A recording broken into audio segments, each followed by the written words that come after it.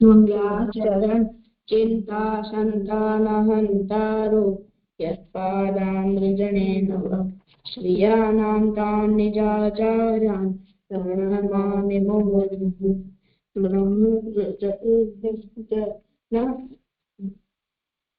यदनुग्रहतो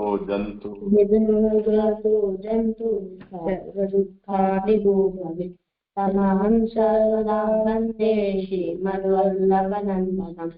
अज्ञानतिमिरान्धस्य ज्ञानाञ्जनशलाकया चक्षुरुन्मीलितं येन तस्मै श्रीगुरवे नमः। नमामि हृदये शेषे लीलाक्षीराब्धिशालिनम् लक्ष्मीसहस्रलीलाभिः सेव्यमानं कलानिधिम्। चतुर्भिश्च त्रिभिश्च सर्वविराजते योषो पंचदारदये नमः।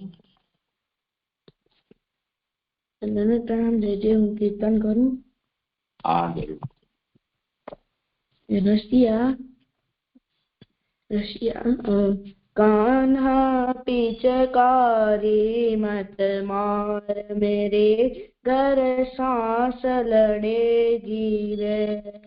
कान्हा पिचकारी मत मार मेरे घर सांस लड़ेगी रे।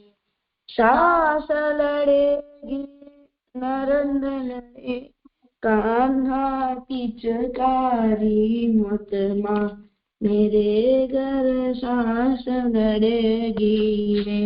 सांस लड़ेगी रे मेरे घर नरंद लड़ेगी रे।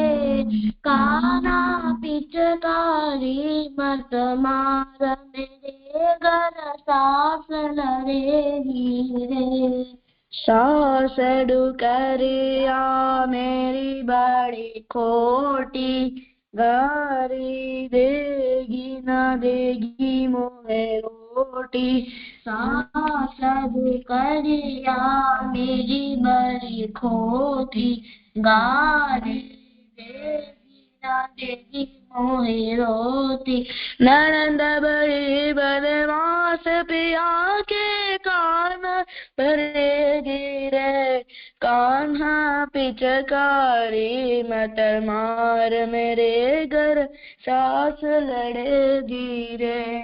ननंद बड़ी बदमाश पिया के कान भरेगी रे।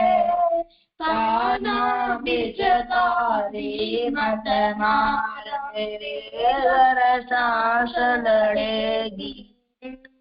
जाय जाय जुठ पिया सो बोले एक की चार चार की सोरे। दिरानी जेठानी मेरी जन्म की वेरण सुबह करेगी रे।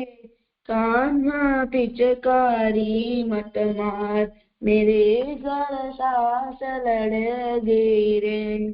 जाय जाय जुग पिया सो बोले एक के चार चार की सोले। ननंद बेरानी जेठानी मेरी जन्म की वेरण शुभा करेगी रे। कान्हा पिचकारी मत मार मेरे घर सास लड़ेगी। कछु न बिगड़े श्याम तुम्हारो मोरो है गुदेश निकारो। ब्रज की नारी बेदे गई मेरी हंसी करेगी रे। कान्हा पिचकारी मत मार मेरे घर सास लड़ेगी रे। कछु न बिगड़े श्याम तुम्हारो मेरो होए गोदेश निकारो। ब्रज की नारी दे दे गाई मेरी हंसी करेगी रे। कान्हा पिचकारी मत मार मेरे घर नाश लड़ेगी रे। हाँ हाँ पाय परूं तेरे तोरे भैया, श्याम न पकड़ो मोरी भैया। सूर श्याम मोतिन की माला टूट पड़ेगी रे, कान्हा पिचकारी मत मार, मेरे घर सांस लड़ेगी रे। हा हा पाय परूं तोरे भैया, श्याम न पकड़ो मोरी भैया। सुन श्याम मोतिन की माला टूट पड़ेगी रे, कान्हा पिचकारी मत मार, मेरे घर सांस लड़ेगी रे, सांस लड़ेगी रे, मेरे घर नंद लड़ेगी रे, कान्हा पिचकारी मत मार, मेरे घर सांस लड़ेगी रे। जी सही गયું. હા બહુ જોરદાર કર્યું હો, મજા આવી ગઈ. જી ચાલો હવે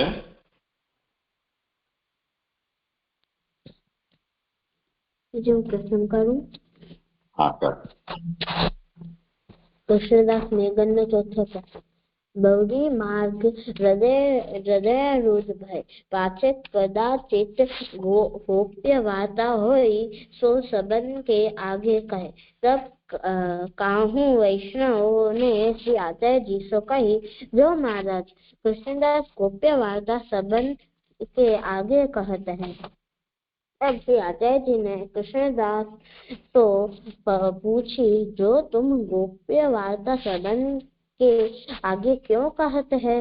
तब जो मैंने कहा क्यों कहो है, तब उन वैष्णव से श्री आचार्य जी ने पूछी, जो तुम सो इन कृष्णदास ने कहा वार्ता कही. तब उन वैष्णव ने कहो, जो महाराज हमको तो कछु सूझी रही नहीं. तब श्री आचार्य जी મુશિકાઈ તે ચૂપ કરી રહે.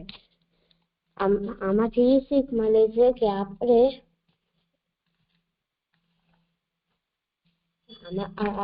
ગોપ્ય વાર્તા કોઈના સામે બી કરવી ના જોઈએ, અને આપણે ના સમજાય તો આપણે ગુરુ કે ઠાકોરજી કે પૂછવું જોઈએ.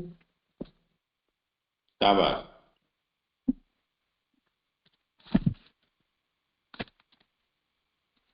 કોઈ શબ્દ?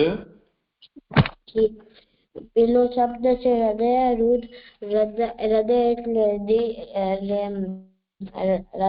કે હૃદય, અને એટલે કે કોઈ બી વસ્તુ આપણે મનથી એમ પાકી થઈ જાય, મનમાં સારી રીતે પાકી થઈ જાય.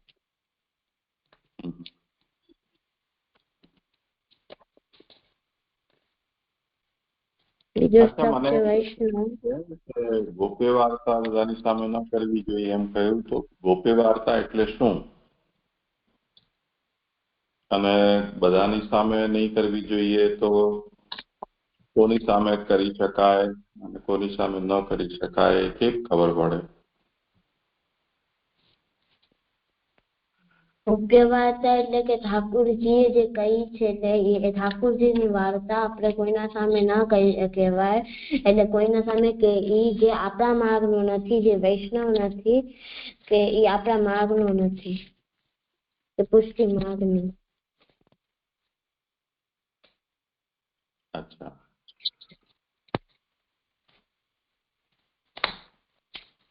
તો ઠાકોરજી સંબંધી વાત આપણે ન કરી શકીએ,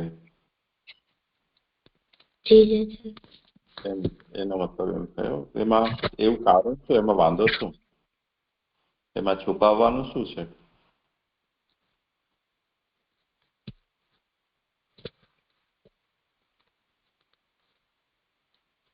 ખબર નહીં.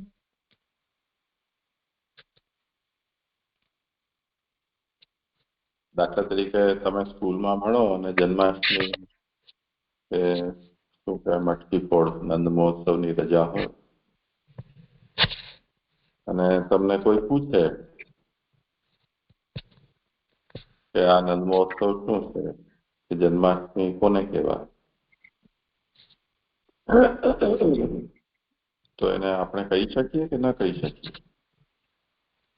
કહી શકીએ. જન્માષ્ટમી એટલે શ્રી ઠાકોરજીનો જન્મ દિવસ છે, એ એટલું કહી શકાય કે આપણે ઠાકોરજી માટે શું કરીએ છીએ, શું મનથી વિચાર્યું છે, એ ના કહી શકાય.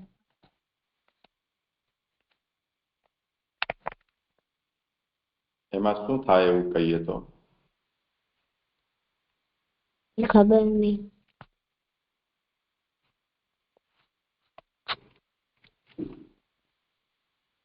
તું તો બહુ જ્ઞાની છો, તને તો બધી જ ખબર છે.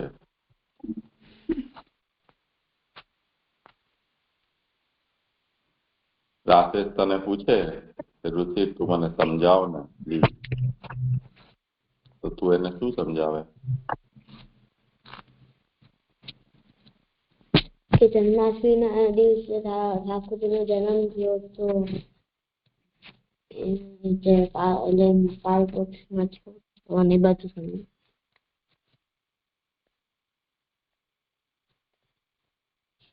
અચ્છા, જુઓ, આપણે આ વાતને થોડો સમજવાનો પ્રયાસ કરીએ. ગોપ્ય એનો મતલબ છુપાવવા યોગ્ય, પ્રાઇવેટ. હવે જે વસ્તુને આપણે છુપાવવા યોગ્ય, ખાનગી, સિક્રેટ, પ્રાઇવેટ, કોન્ફિડેન્શિયલ, ગુહ્ય, ગુપ્ત, આવા બધા શબ્દોથી આપણે એને ઓળખીએ.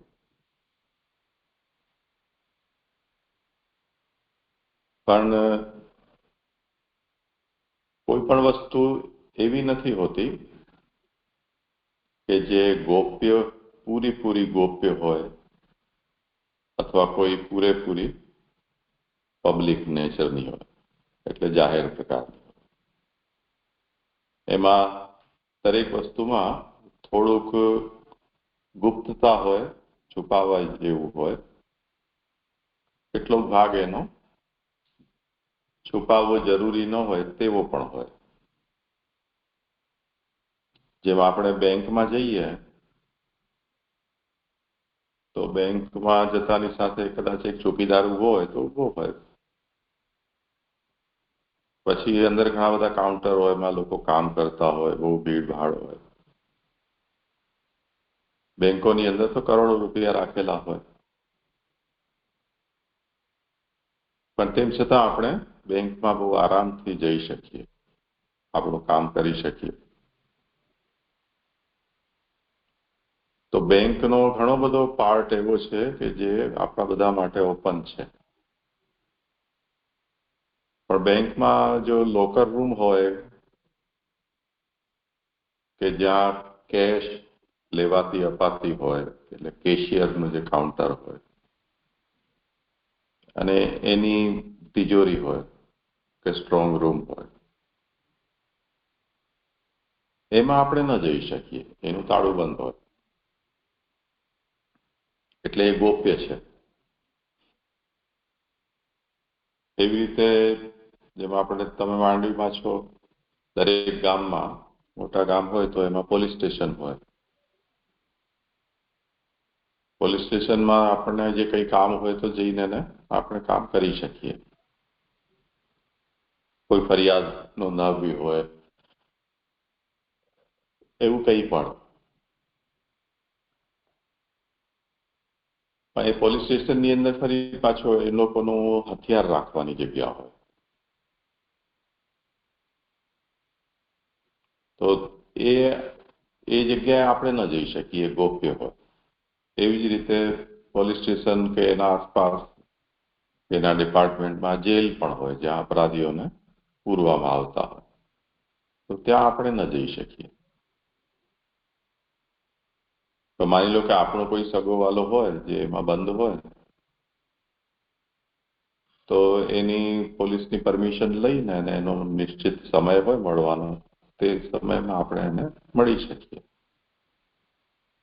તો કેટલીક ગુપ્ત જગ્યા છે, તેમ છતાં પણ એમાં અમુક લોકો જઈ શકે. લોકરનો રૂમ હોય જ્યાં બધા લોકો પોતાના કિંમતી વસ્તુઓ રાખતા હોય બેંકમાં,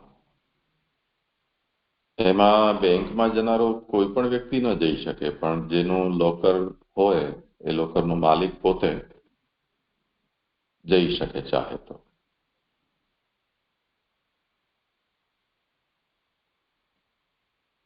તો જે વસ્તુ ને આપણે ગોપ્ય કહીએ છીએ એ બધી રીતે ગોપ્ય કે બધા માટે ગોપ્ય નથી હોતી, અથવા એના બધા જ પાસાઓ ગોપ્ય નથી હોતા. સમજાયું?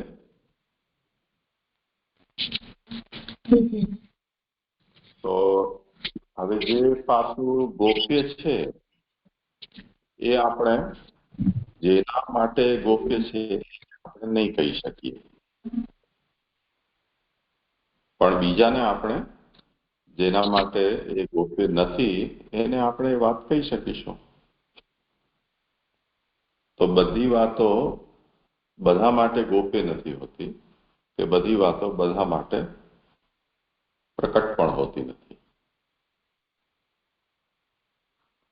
તો જે વાતને સામેવાળાને એક સિમ્પલ ક્રાઇટેરિયાનો શું કે જેમ કોઈ વ્યક્તિને ભૂખ લાગી છે ને આપણી પાસે ભોજન છે જેનાથી એની પેટની ભૂખ શાંત થઈ શકે, તો આપણે એને ભોજન આપી શકીએ. પણ માની લો કે આપણને ખબર છે કે આ વ્યક્તિ ભૂખ્યો છે, પણ આપણે પાસેથી એ સ્વીકારે નહીં, ના પાડે, તો પછી દોડડા પણ આપણે કરવાની પણ જરૂર ન હોય. એમાં આપણે બહારનું ગમે તેના હાથનું ખાનપાન ન કરતા હોઈએ અને ટ્રેનમાં કે એમાં સફર કરતા હોઈએ અને સામેવાળો પોતાના ડબ્બા ખોલીને ખાતો હોય, આપણે જોઈ રહ્યા હોઈએ અને આપણને એમ કે તમે પણ લેશો, આપણે ના પાડીએ,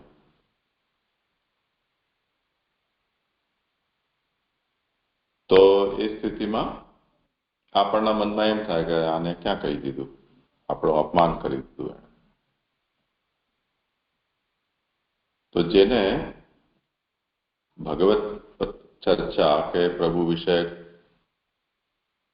વાતો સાંભળવા માટેની જેની ઈચ્છા ન હોય એને ન કહેવું જોઈએ. આ તો એકદમ પ્રાઇમરી વાત થઈ ગઈ. સમજાયું?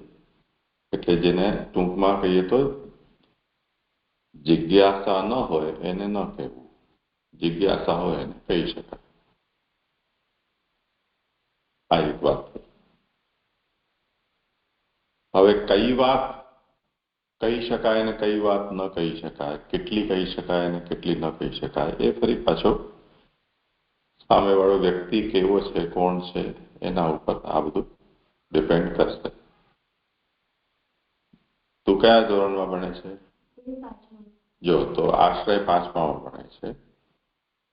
5મા ધોરણમાં એમ સમજો કે એને ગુજરાતી, હિન્દી, અંગ્રેજી, ઇતિહાસ, ગણિત, વિજ્ઞાન આ બધા વિષયો છે. આ જ વિષય 10મા ધોરણમાં પણ હશે. હવે આશ્રય 5માં ભણે છે ને આ મેં ગણાવ્યા એ બધા વિષયો પણ એ ભણે છે.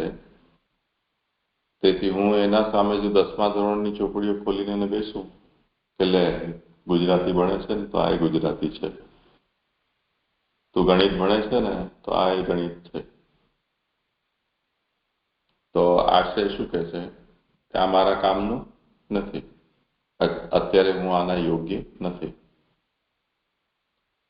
એમ કે હું 5માં ભણું છું, 5માની ગુજરાતી છે એ પુસ્તક મારા માટે છે, 10માની ગુજરાતીની પુસ્તક છે એ ગુજરાતીની છે, એમાં કોઈ શંકા નહીં, પણ એ મારા કામની નથી. તો જે વસ્તુ જેના માટે ઉપયોગી નથી તાત્કાલિક, એ પણ એને કહેવાનો કોઈ લાભ નથી થતો. સમજમાં આવ્યું? તો આપણને એ જોવું પડશે કે જે વ્યક્તિને જિજ્ઞાસા છે એ વસ્તુ એને ન કહેવાથી એને કંઈ નુકસાન થઈ રહ્યું છે કે એને કહેવાથી એને લાભ થશે, એ આપણે વિચાર કરવો જોઈએ. તો જો નુકસાન ન થતું હોય ને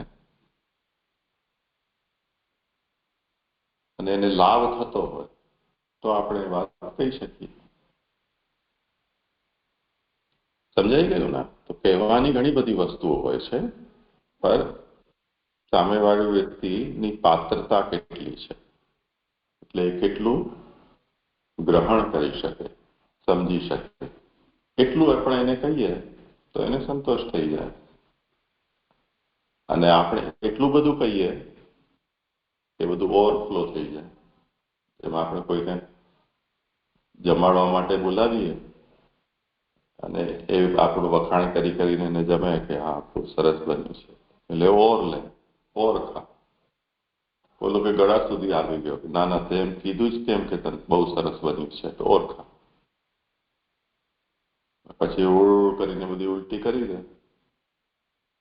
તો એટલું ખવડાવવાનો કઈ લાભ થયો?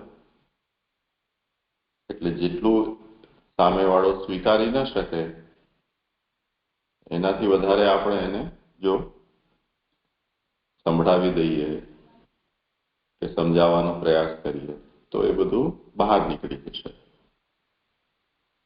તો જેટલી યોગ્યતા હોય એટલું આપણે એને કહેવું જોઈએ, બાકી ગોપ્ય રાખવું.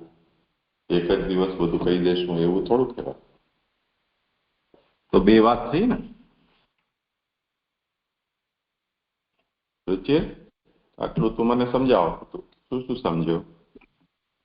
જી, એટલે મને એમ સમજાણું કે એક તો એવી વાત હોય, એટલે અમુક વસ્તુ એવી હોય જે ગુપ્ત રાખવાની હોય, જે રહસ્ય, જેમ કે પોલીસમાં જઈએ અને પોલીસ વાળા છે એ વાત ક્યાં છુપાડે છે, આપણે ના મોકલે, આપણે કહીએ કઈ જગ્યાએ, ખાલી એ લોકોને જ ખબર હોય કે એ કઈ જગ્યા છે. તો એવી રીતે જ એવા રહસ્યોને ઠાકોરજીના જે આપણે કોઈને કહી ના શકીએ તે ગુપ્ત રાખવાના, અને જે કહી શકાય એ એટલું કહેવાનું.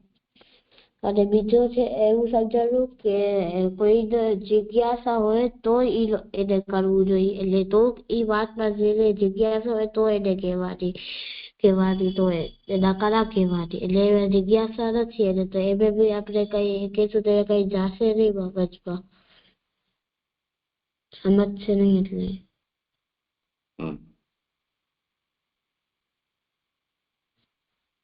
તને શું સમજાયું? મને એમ સમજાયું કે આપણે કોઈને ગોપ્ય વાત એવી હોય જે ના કહી શકાય ના કહેવાની, અને જે કહી શકાય જેટલી વસ્તુ એટલી કહી દેવાની, અને આપણે કોઈને એને ના સાંભળવી હોય છતાંય આપણે કીધું તો એવું ના કરવાનું, જબરદસ્ત ના કરવાનું. રાકેશ, તું બચાવ. એટલે મને એમ સમજમાં આવ્યું કે આપણે એમ ના કરવાનું, આપણે પેલા જોવાનું કે એમ કેવી વાતો કરવાની હતી. આપણે પેલા જોવાનું કે એ માણસ કેવો છે, અને કોઈ એવું કોઈ આપણા માર્ગમાં ન હોય તો એને ન કહેવાની. એવી રીતે જેમ આપ્યો એક્ઝામ્પલ બેંક વાળો, એવી રીતે.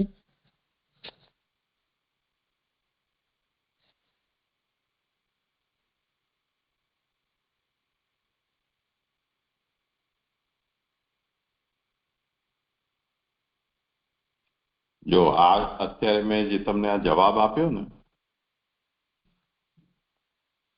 એ જવાબ પોતે આ પ્રશ્નનો પાછો જવાબ છે, એનું ઉદાહરણ છે. મેં પ્રશ્ન શું કર્યો હતો કે ગોપ્ય વાર્તા કોને કહેવાય, એટલે ગોપ્ય વાર્તા શબ્દનો અર્થ શું, અને કઈ વાત કોને કહી શકાય, કઈ વાત કોને ન કહી શકાય. આ મુખ્ય આપણો પ્રશ્ન હતો. એને વાતને સમજાવવા માટે મેં તમને એક્ઝામ્પલ આપ્યું. એક પોલીસ સ્ટેશન છે, એક બેંક છે. તો આપણે એ વાતને ગોપ્ય કોને કહી શકાય એ વાતને સમજાવવા માટે આ બે ઉદાહરણ હતા. બેંક રોડ ઉપર જ હોય, મેઇન રોડ પર હોય, અને એવી જગ્યા હોય કે બધા લોકો એને જુએ અને ત્યાં આવી શકે. તો બેંક તો ગોપ્ય નથી ને, એટલે એ કોઈ પ્રાઇવેટ પ્લેસ નથી કે જ્યાં આવવા માટે તમને રિસ્ટ્રિક્ટ કરવામાં આવતા હોય, કે જ્યાં તમે જઈ ન શકો. તો કોઈ પણ વ્યક્તિ બેંકમાં જઈ શકે છે, પણ બેંકનો જે લોકર રૂમ છે એ ગોપ્ય છે. તો એક જ વસ્તુ એ પાર્ટલી પ્રાઇવેટ છે અને પાર્ટલી પબ્લિક છે. સમજાઈ ગયું? તે જ રીતે પોલીસ સ્ટેશનનું ઉદાહરણ લો. એમાં પોલીસના હથિયાર રાખવાની જગ્યા પ્રાઇવેટ છે, પોલીસ સ્ટેશનનો રૂમ ને બધા મળતા કરતા હોય એ બધું પબ્લિક છે. કોઈ પણ આવી શકે, મળી શકે, પોતાનું કામ જે પણ હોય તે પણ કરાવી શકે. એટલે સૌથી પહેલી વાત એ છે કે કોઈ પણ વસ્તુ પૂરેપૂરી ગોપ્ય હોય એવું નથી હોતું. તે જ રીતે કોઈ પણ વસ્તુ પૂરેપૂરી પબ્લિક હોય એવું પણ હોતું નથી. તો હોય શું છે કે કોઈ વસ્તુ કોઈકના માટે ગોપ્ય હોય, બધા માટે ન હોય. પછી વસ્તુનો કોઈ પાર્ટ ગોપ્ય હોય, પૂરેપૂરી વસ્તુ ગોપ્ય ન હોય. તો હવે બંને રીતે આને સમજવું પડશે ને કે વસ્તુ શું છે અને વસ્તુ પાસે કોણ જઈ રહ્યું છે. તો જનારો વ્યક્તિ છે એને પણ આપણને ચકાસવો પડશે અને વસ્તુ શું છે એ પણ આપણે વિચારવું પડશે. ઠીક છે? તો એને શું કહેવાય? અધિકાર કે પાત્રનો વિવેક. આ કોને કહેવાનું છે એનો જે વિચાર છે એને પાત્રનો વિવેક કહેવાય. પાત્ર એટલે જેમાં કઈ વસ્તુ આપણે મૂકી શકીએ. જમવાનું પાત્ર, જલ પીવાનું પાત્ર. તો એક કળશીઓ છે, એક પાત્ર છે. એમાં તમે જલ પી શકો, દૂધ પી શકો, છાશ પી શકો. પણ એમાં જેટલું માઈ શકે એટલું જ એમાં ભરી શકાય ને. તો લિક્વિડ કોઈ પણ વસ્તુ છે એને ભરવા માટેનું એ પાત્ર છે. પાત્ર જેટલી સાઈઝનું હશે એટલું જ એમાં માશે. તો એટલું જ ભરવું, એનાથી વધારે ન ભરવું. કોઈ વાત આપણને કોઈને કહેવી હોય તો એટલી જ કહેવી કે જેટલી એ સામેવાળો સમજી શકે. જો સમજાવવા માટે કીધી હોય તો, યાદ રાખવા માટે કીધી હોય તો એટલું જ કહેવું કે જેટલું એને યાદ રહે. મજા એને આવે એટલા માટે, મનોરંજન માટે કોઈ કહેવી હોય તો એ પણ એટલી જ કહેવી જેટલામાં એને મજા આવે. સમજાય ને? તો જેમ સંગીતના જલસામાં કોઈ જાય અને સાંભળવા બેસે, 2-3 ગીત સાંભળ્યા પછી કે હવે કંટાળો આવે છે. તો દરેક વસ્તુની પોતાની કંઈક તો લિમિટ હોય છે ને. તો મજા કરવાની, રમવાની, ખાવાની, સાંભળવાની, સમજવાની બધાની લિમિટ છે. એ જ એને પાત્રતા કહેવાય છે. તો જેટલું પાત્ર હોય, પાત્રમાં જેટલું ટકે એટલું કહેવાય, એનાથી વધારે નકામું જાય. પછી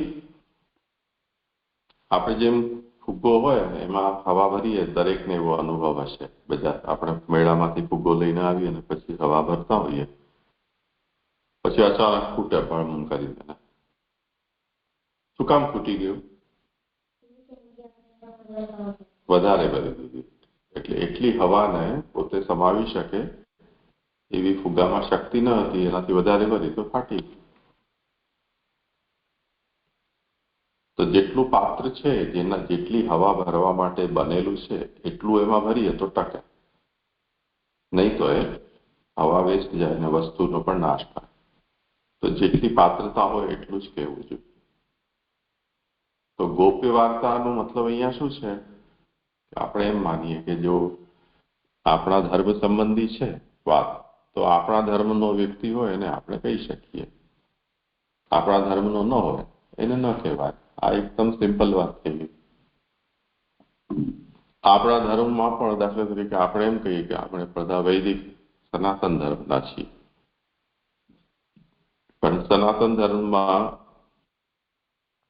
મહાદેવજીને માનનારો એક વર્ગ છે જેને શૈવ કહેવાય, અને શ્રી કૃષ્ણ ભગવાનને માનનારો છે જેને આપણે વૈષ્ણવ કહીએ. તો છે બંને સનાતની, પણ એક શૈવ છે અને બીજો વૈષ્ણવ છે. તો દરેકની પોતપોતાની શ્રદ્ધા ભક્તિ અલગ અલગ જગ્યાએ વહેંચાયેલી છે. તો વૈષ્ણવે શૈવની સામે બહુ વધારે વૈષ્ણવ ચર્ચા ન કરવી, શૈવે વૈષ્ણવની સામે વધારે શિવ ચર્ચા ન કરવી. સમજાયું ને? કેમ કે દરેકની શ્રદ્ધાનો આ વિષય છે. જેની શ્રદ્ધા વૈષ્ણવ વિષ્ણુમાં છે, કૃષ્ણમાં છે, એને શિવની કથા કે શિવના સ્તોત્ર કે શિવના મંત્રો એ સાંભળવા કરતા કૃષ્ણની કથા કે કૃષ્ણના સ્તોત્ર કીર્તન મંત્ર સાંભળવાનો અંદર વધારે રુચિ હોય. તો રુચિ વગર એને બીજું શા માટે સંભળાવવું જોઈએ? તો ગોપ્ય રાખવું. આ રીતે આપણને નક્કી કરવું પડશે કે પાત્રતા અને વસ્તુ એ બંને, એમાં વસ્તુ ઉત્તમ હોય પણ પાત્ર એના યોગ્ય ન હોય તો પણ એને ગોપ્ય રખાય. તે જ રીતે એનું રિવર્સ પણ આપણે વિચારી શકીએ કે પાત્ર ભલે ઊંચું હોય પણ વસ્તુ એના યોગ્ય ન હોય તો પણ એને ગોપ્ય રખાય. સુદામાજીના પ્રસંગમાં આવે છે ને કે સુદામા દ્વારકા ગયા અને એમના પત્નીએ કહ્યું કે ખાલી જશો તમારા દોસ્ત પાસે, તો એના પાસે જે હતું એ પૌવાની પોટલી બાંધી દીધી. સુદામા જ્યારે ત્યાં પહોંચ્યા તો એમને દ્વારકાધીશનો આટલો વૈભવ જોઈને એમ થયું કે હું આટલો જે માલદાર મારો દોસ્ત છે એના સામે આ પૌવાની પોટલી દેખાડું તો કેવું લાગશે. તો એ સંતાડતા એમને મનમાં ઇન્ફિરિયરિટી થઈ ગઈ કે અરે ક્યાં દ્વારકાધીશ અને ક્યાં મારી આ પૌવાની પોટલી. તો સામે તો બહુ ઉત્તમ છે અધિકારી પાત્ર, વસ્તુ એની સામે આપણી નાની છે, એટલે આપણને એમ લાગે તો આપણે એને સંતાડવાનો પ્રયાસ કરીએ. તેવી રીતે એમ આપણાથી બહુ જ્ઞાની કોઈ વ્યક્તિ હોય, જેમ તમારા સ્કૂલમાં બહુ ટીચર હોય, મોટા ટીચર તમને બેસીને એમ કે આજે તમે ભણાવું, આજે હું તમારી જગ્યાએ બેસીશ, તો તમારી દશા શું થાય કે જે આપણને ભણાવે છે એને આપણે કેમ ભણાવી શકીએ? તો વસ્તુનો પણ વિચાર કરવો જોઈએ અને પાત્રનો પણ વિચાર કરવો જોઈએ. પણ તેમ છતાં જેમ નાના બાળક જેને હજી બોલતા નથી આવડતું, આપણે મા બાપ એને શીખવાડે અને એ મા બાપને એમની એવી ભોલી ભોલી વાત છે, તોતડી વાણી છે, સાંભળવાનું ગમતું હોય તો બચ્ચા એ રીતે અલબલ કલબલ બોલતા હોય એ આપણે સાંભળતા પણ હોઈએ છીએ. તો પાછું જેને આપણે એમ માનીએ છીએ કે આ પાત્ર મોટું છે અને આપણે જે કહી રહ્યા છીએ નાનું છે, પણ જે પાત્ર છે એ પોતે મોટા હોવા છતાં પણ વસ્તુના લેવલે નીચે આવી જાય તો ફરી પાછું એ ભેદ રહી નથી જતો. આને સામે આ વાત ન કહી શકાય, તો એને પણ કહી શકાય. સમજાયું ને રુચિ? તો આવું અટપટું છે થોડું. કાલે તું મને કહેજે કે તું આમાંથી શું સમજ્યો. ઠીક છે ને? હવે આપણે કરી લઈએ ને નવરત્ન.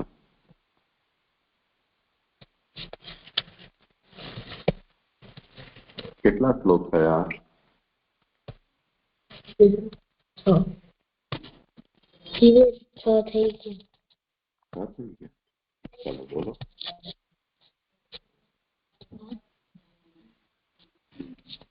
નવરત્નમ ચિંતા કાપી ન કાર્યા નિવેદિતાત્મભિઃ કદાપિ પીતિ ભગવાનપી પુષ્ટિસ્થો ન કરિષ્યન્તિ યસ્યતિ લોકે કિં જગતિ વિવેકાનંદો સ્મર્તવ્યમ સર્વથા તાદૃશૈર્જનૈઃ સર્વેશ્વરશ્ચ સર્વાત્મા વિજેથાત કરિષ્યતિ.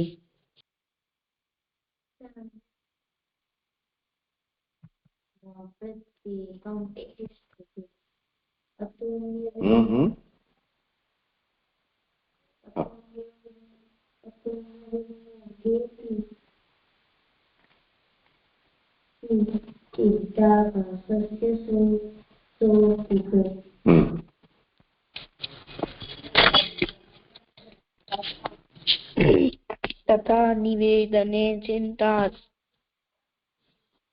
અજ્ઞાનાત અથવા જ્ઞાનાત કૃતમ આત્મનિવેદ. શું થાય છે? અજ્ઞાનાદ અથવા જ્ઞાનાત કૃતમ આત્મનિવેદનમ યૈ કૃષ્ણ સાત્કૃત પ્રાણૈઃ તેષાં કા પરિદેવના. તથા નિવેદને ચિંતા ત્યાજ્યાચે પુરુષોત્તમે વિનિયોગેપી સા ત્યાજ્યા સમર્થો હિ હરિસ્વતઃ.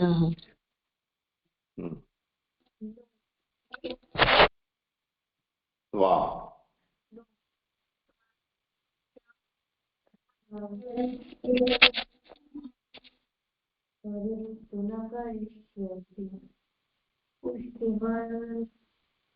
પુષ્ટિમાન સ્થિતો યસ્માન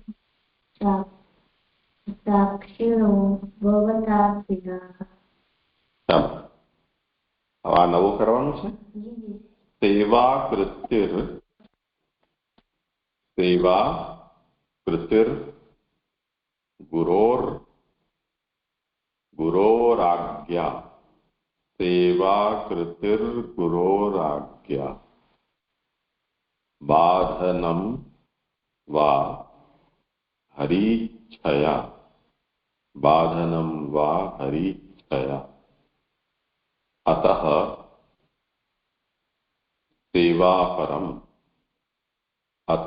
સેવાપરમ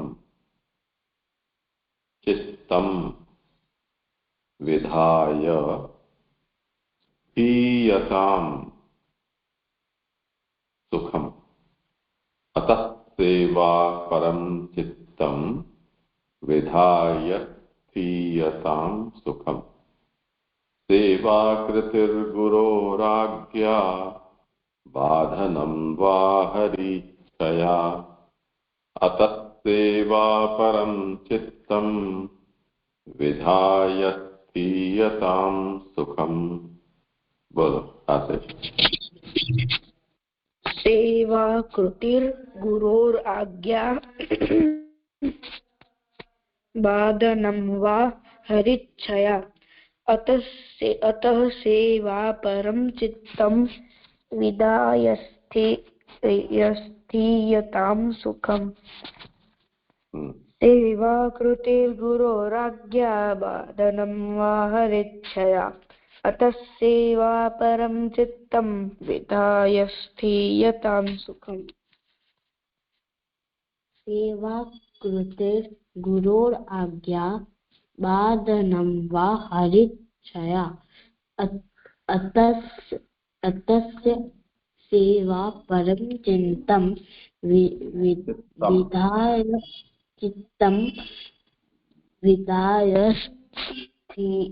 स्थीयतां सुखम् सेवाकृतिर्गुरुराज्ञा बाधनं वा हरिच्छया अतः परं चित्तं विधाय स्थीयतां सुखम् स्थीयतां सुखम्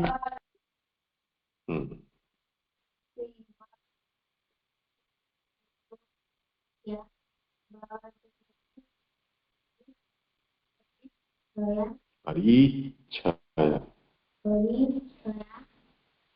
अतः सेवापरं चित्तं विधाय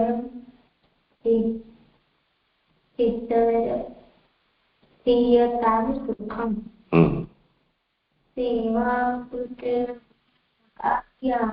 बाधनं वा हरिच्छया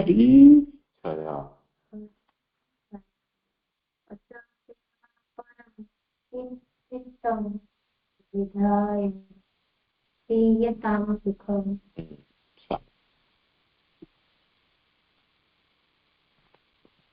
સારું.